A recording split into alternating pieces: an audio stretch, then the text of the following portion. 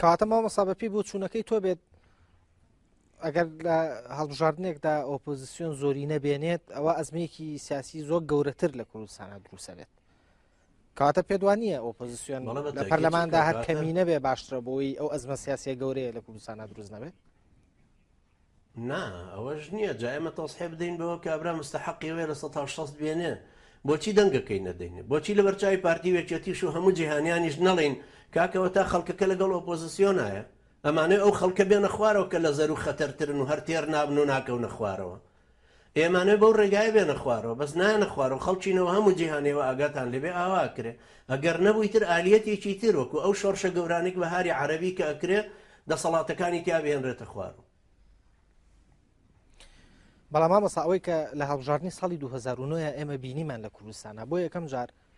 پۆستی سەرۆکاتی هەرێمی کوردستان ڕاستەوخۆ چوە هەڵبژاردنەوە ینی ڕاستەخۆ بە دەنگی خەڵک پۆستی سەرۆکی هەرێمی کوردستان دیاری کرا ئەگەر لە حاڵەتێکدا لە هەڵبژاردنێکی دردا سەرۆکی هەرێمی کوردستان بڕاتەوە هەڵبژاردن و ئەوە بە ڕاستەوخۆ بە دەنگی خەڵک ئەو پۆستە دیاری بکرێت ئەگەر زۆرینیان نهێنا ناتوانێت پۆستە وەرگێت ئەگەر منافیسەکەی ڕکابەرەکەی زۆری نەبێنێ ئەما بێتە ئەمری واقع کەواتە کەس ناتوانێت لەسەر ئەو دەسەڵات نێتە خوارەوە نا ئەمری واقع زۆر لە کوردستانە دروست بوو پارتی وێچێتیش هیچ احتیمامێکیان پێ نەدا ئەوەی پێشوو جارە بۆ سەرۆکاتی ئەوەی مەسعود بەرزانی ئەوە مسابقە بوو بە یەک ئەسد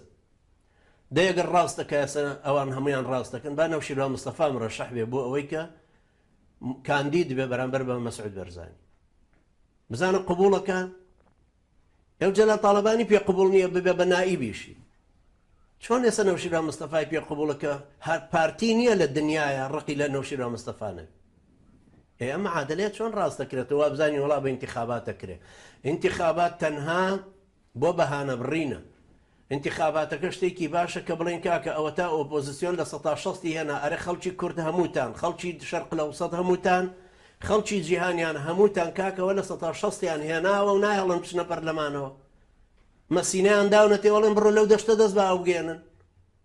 ئەمە یعنی ئیسیفادەی ئەم هەڵبژاردنە تەنها ئەم نقطەیەتیایە ئەمە ئەو کەسێک کە خەونی حشتریە بینێ وابزانە هەر بەوەندەی کارتێک گەخینە ئینتیخاباتەوە سەوتی شوانێکی وڵاغلوی ئێمە وەکو سەوتی مەسعود بەرزانی وایە وڵا بەم سەوتەی شوانەکەی وڵاغلو مەسعود بەرزانی لە کورسی دێنی نەخوارەوە یەکاکە وەڵامە خەونی حشتریش نییە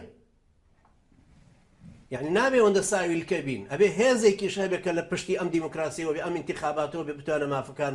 بهێنێتەوە جێگای خۆی